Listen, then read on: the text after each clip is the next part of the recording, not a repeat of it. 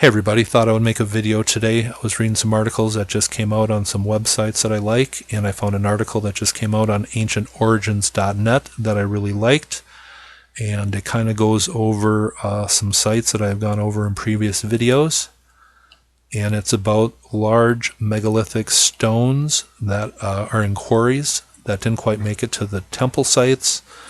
And these ancient megalithic stones are kind of the signature of the lost civilization from prehistory that we really haven't been able to put a finger on who they were. A lot of theories out there.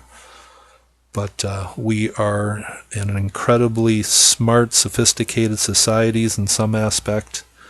But we still can't figure out our own past except for back a few thousand years. So these still remain a mystery. And I think they are a true link to human origins.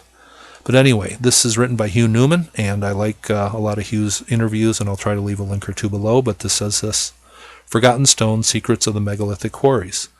Göbekli Tepe, Turkey, lying a half-mile across a tough limestone plateau from the main sacred mound, is a 22-foot-long T-shaped monolith that, like many other examples around the world, never got finished or moved to the main temple site. And it goes over a few other sites. It says this: Aswan, Egypt, in the most famous granite quarries lies the largest obelisk ever recorded, cut out of granite and estimated to weigh 1,168 tons, and never got removed from the quarry that the pyramids and temples of ancient Egypt were built with. And it goes on to say this: the Rapa Nui on Easter Island. Still reclining in the rock quarry alongside the edge of a volcano on Easter Island is the largest moai on the island. Unfinished and sleeping, it waits for the gods to return to erect the 270-ton moai into place. And what I find really interesting about Easter Island is lately archaeologists have been doing a lot of digging around these moai that have been left up in the quarry, and you see a lot of them up there, and they're pictured from about the torso up. Well, these have complete bodies that they are finding, like many other of the above ground moai, and it would have taken thousands and thousands of years for the sedimentation to build up to the level where it is at today, kind of proving the true antiquity of Easter Island. And it goes on to mention a few other sites. It says Olmec Heartland in Mexico. Hidden within the Tuxtla Mountains on the Gulf Coast of Mexico, a secret quarry was mined to create the huge basalt heads of the Olmec. They transported it through jungle, swamps, and mountains, and it is still revered by shamans today. In Stonehenge, England, 140 miles west of Britain's premier stone circle on a remote rocky hilltop in Wales, resides the remnants of the blue stones that are said to have magical healing powers and were transported by Merlin to Stonehenge, and that is at least the myth of Stonehenge. And the Sacred Valley of Peru, on opposing mountaintops to the Peruvian fortress of Ollantaytambo, gigantic, perfectly cut megalithic blocks line a forgotten path from the quarry to the bottom of the mountain and across a river. And in something that I went over in a video about a week ago, and I'll leave the link to that below, it says Baalbek, Lebanon. The largest monolith in the world, weighing in at a staggering 1,242 tons, still sits in a nearby quarry at Baalbek. No one knows how they would have moved it into place. And I proved in that video that the quarry was actually 3/4 of a mile away, and that kind of cleared up some controversy. I measured it. But still, how they moved something that weighs as much as 150 full-grown elephants or a couple 747 airplanes, basically uphill 3/4 of a mile, is still one of the true mysteries of the ancient past. And going on in the article, it talks mainly about Göbekli Tepe here, and I think Göbekli Tepe is one of the most incredible, if not the most important finds of the last quarter century. We think back to ancient Egypt, and that seems like an incredibly long time ago, as the main dynasty being about 2500 BC. Well, Göbekli Tepe pushes that history back about 3 times farther, and it is really proven that history goes back a lot longer than the standard model of history says. It says this: Göbekli Tepe, Turkey, at least 6,500 years older than Stonehenge and 7,000 years before the pyramids were constructed, a cult megalithic complex sat atop the hills near current-day Sanliurfa in southeast Turkey.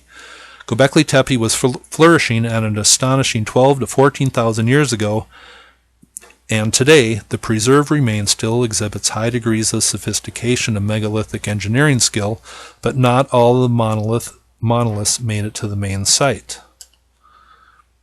And he goes on to say this, and this is an artist's reconstruction of Göbekli Tepe there.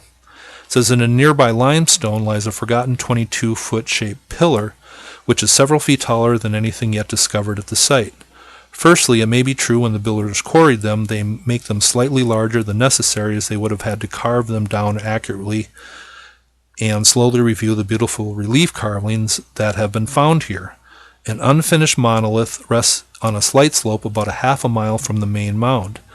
Klaus Schmidt and his team, and he is the main archaeologist on the site, says Klaus Schmidt and his team analyzed the forgotten monolith and deduced that the technique employed must have been carried out by, quote, by surrounding their outer shapes with a small ditch which was made by picking it out of the rock by hep of stone tools.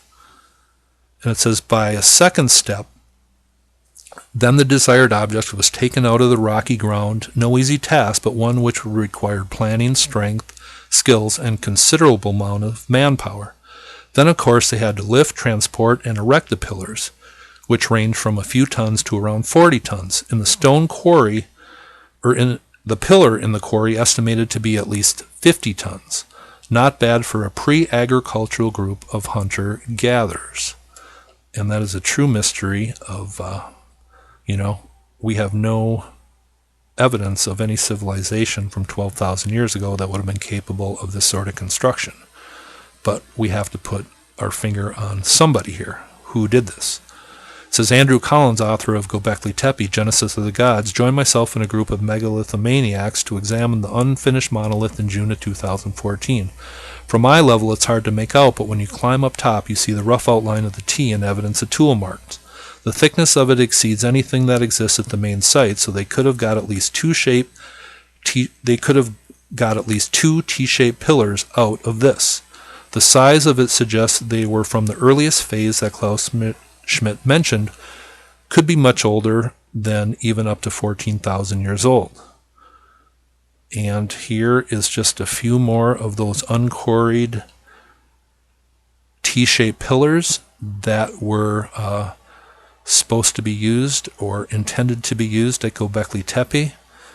So it's cool when not only an ancient site is discovered, but the quarry from which it was built. It says a lot about who or how it was built.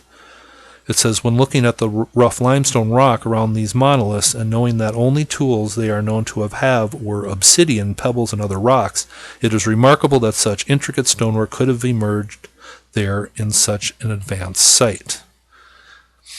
It says there are no other sites earlier than this that show this kind of sophistication, except perhaps the megalithic walls, stone tower, and bedrock ditch at Jericho, which prevailed around this time. Yet experts propose that there must have been a pre-culture that existed long before 10,000 to 12,000 BC to somehow explain the advanced skills of the Göbekli Tepe stone masons.